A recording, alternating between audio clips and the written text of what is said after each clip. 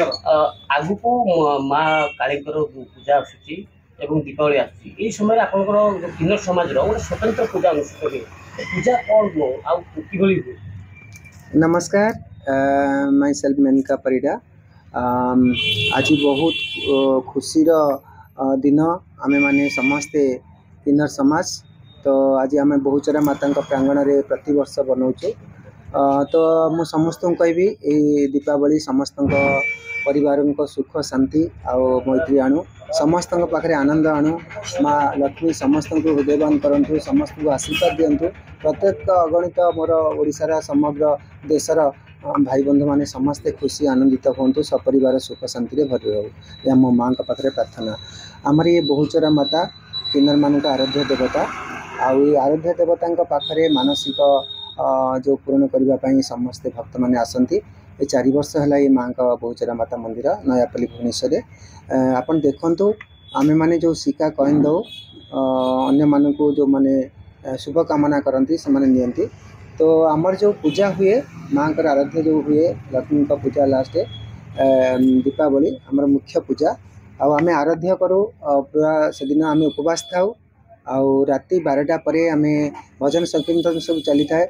आउ से दिन आमर साष्टांग पूजा हुए जहाँकि आमे माँ का पूजाटा को आमे क्या देखाऊ ना सेटा आमर परदा पछे रुए। आमे से दिन माँ को पूजा करने पूरा निष्ठार सहित आमे जागृत रही था। पूरा समाज आमर परिवार वृंद अच्छा भक्त मैंने आसती कि 12टा पर जो नीतिगुटी हुए से आमर 108 दीप लगे एवं भोगराग हुए एवं रात्र जो अधरात्रि समय आमे उलग्नित होई माँ का आराध्य करूँ जहाँकि आमको किसी ना किसी प्रभाव आसे और से प्रभावटा समग्र देशवासी समस्त जाति किसी उन्नतिमूलक कार्य हुए एवं कल्याण आशीर्वाद माँ देखु।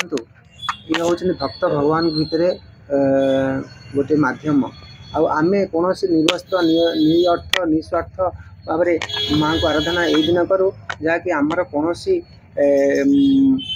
सृष्टिर कौन शक्ति आमको प्रभावित न करूँ और आमे माने जहाँ को शक्ति दऊ जहाँपाई कल्याण करूँ तार सफल हो।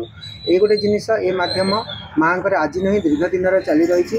ये होती आमर अर्धनारी किन्नर मानकर इष्ट देवी। तेणु से जो पूजाटी हुए अति निष्ठार सहित पूजा हुए आउ भक्ति मार्ग में आम से करूँ से कौन भक्त मैंने देखती आमे आमर जो नीति नियम अच्छी आमे आराध्य करी सुनसान समय माँ एक दिव्य जो आराधना करूँ से दिव्य आराधना किसी ना किसी शक्ति आसे निश्चिंत समस्त शुभ फल हुए विश्वास अच्छे आपन देखो छोट मंदिर टे बहुत भक्त मैंने मनस्कामना पूर्ण होने आसुँच। आमे क्या डाकुनु कि समस्ते स्वमत आसुँचे कौन जंत्र मंत्र नुहे यहाँ हूँ भक्ति मार्ग में माँ आराध्य देवता आमर आउ से माता रानी अपार करुणा जहाँकि गुजरात आउ राजस्थान रू आसी माटी स्थापन होती। भुवनेश्वर 3 वर्ष है रथयात्रा समय जन्मवार्षिक उत्सव आयोजन हुए। आज से माँ आराध्य चली संकीर्तन भजन एवं गीता भागवत सबू चली प्रतिदिन रूटीन हिसाब से चली आउ एक शांतिपूर्ण वातावरण सृष्टि होगापी आम प्रयास रखुचु। देखु धर्म बिना दुनिया रे बंचिबा असंभव, धर्म बिना परिवार बंचिबा असंभव, धर्म बिना ये सृष्टि चलवा असंभव। तेणुक धर्म को जी न मानती से निश्चिंत व्रतभ्रष्टा हुंती। तेणु आम से ही मार्ग में चलीचु जहाँकि आमर जो दीपावली समय आम माँ को आराध्य एक माने एक मानसिक भाव में पूरा दिन सारा आम तमाम माँ का आराध्य रहू एवं से दिन आमर जल ग्रहण करना राति 12टा पर आम माँ का